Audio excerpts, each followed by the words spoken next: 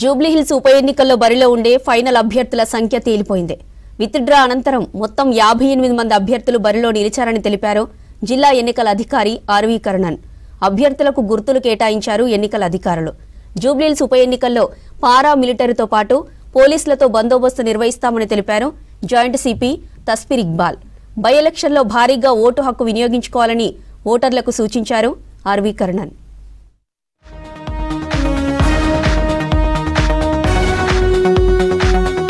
జూబ్లీహిల్స్ ఉప ఎన్నికలో అభ్యర్థుల సంఖ్య తేలిపోయింది. పోటీలో అభ్యర్థుల సంఖ్య భారీగా ఉంటుందని అందరూ భావించినా చివరికి 58 మందిగా తేలింది. మొదటి నుంచి జూబ్లీహిల్స్ ఉప ఎన్నికలో భారీగా నామినేషన్లు దాఖలయ్యాయి. అందుకు తగ్గట్లుగానే 211 మంది అభ్యర్థులు నామినేషన్లు వేశారు. అయితే స్క్రూటినీ అనంతరం 81 మంది అభ్యర్థులు పోటీలో మిగిలారు. 23 మంది అభ్యర్థులు నామినేషన్ విత్డ్రా చేసుకున్నారు. దీంతో పోటీలో 58 మంది నిలిచారని తెలిపారు అధికారులు. జూబ్లీహిల్స్ ఉప ఎన్నిక సంబంధంగా విత్డ్రావల్స్ కంప్లీట్ చేయడం జరిగింది. విత్డ్రావల్ తర్వాత టోటల్ క్యాండిడేట్స్ 58+1 దాని భాగంగా ఈ రోజు ఫైనల్ ఎంత ఎలక్టరల్ రోల్ వచ్చారు, దాని తర్వాత ఎంతమంది సర్వీస్ ఓటర్స్ ఉన్నారు, 1365 జనరల్ ఎలక్టర్స్ ఉన్నారు, సర్వీస్ సెలెక్టర్స్ 18 ఉన్నారు, 18 మంది, ఓఓసీ సెలెక్టర్స్ 123, పీడబ్ల్యూడి ఓటర్స్ ఎలక్టర్స్ 1908 ఉన్నారు.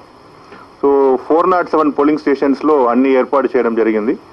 అండ్ ఎలక్షన్ కమిషన్ ఆధ్వర్యంలో 3 observers, general observer, police observer, expenditure observer వారు కూడా అన్ని ఏరియా విజిట్ చేయడం జరిగింది. And counting halls, enforcement mechanism చేస్తున్నాం. కాంగ్రెస్ అభ్యర్థి నవీన్ యాదవ్, బీఆర్ఎస్ పార్టీ నుంచి మాగంటి సునీత, బీజేపీ నుంచి లంకన దీపక్ రెడ్డి ఉన్నారు. మిగతావి 25 మంది రిజిస్టర్డ్ పార్టీల అభ్యర్థులు ఉండగా 30 మంది స్వతంత్రులు బరిలో ఉన్నారు. గుర్తింపు పొందిన పార్టీలకు వారికి ఉన్న గుర్తులు కేటాయించగా మిగిలిన వారికి వివిధ గుర్తులు కేటాయించారు అధికారులు.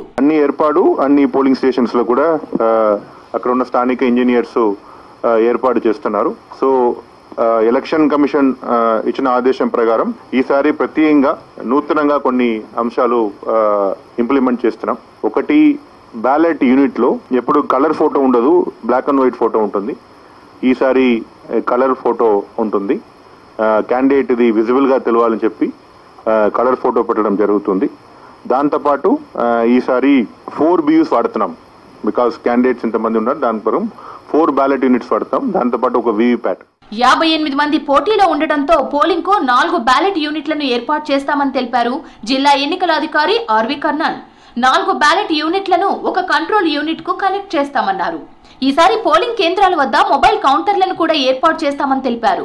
దీంతో ఓటర్లు పోలింగ్ కేంద్రాలకు చేరుకోవడానికి అనువుగా ఉంటుందన్నారు. పోలింగ్ కేంద్రం లోపలికి సెల్ ఫోన్ అనుమతించమన్నారు కర్ణన్. అసిస్టెంట్స్ బూత్ లో ఈసారి ఈసీఐ ఇచ్చిన డైరెక్షన్ ప్రకారం మొబైల్ కౌంటర్స్ కూడా పెడతాం. చాలా మంది మొబైల్ తీసుకొస్తారు, బట్ ఎక్కడ పెట్టాలని ఒక ప్రాబ్లం ఉన్నది. దానికోసం ప్రత్యేకంగా mobile we are keeping mobile counters at each polling location.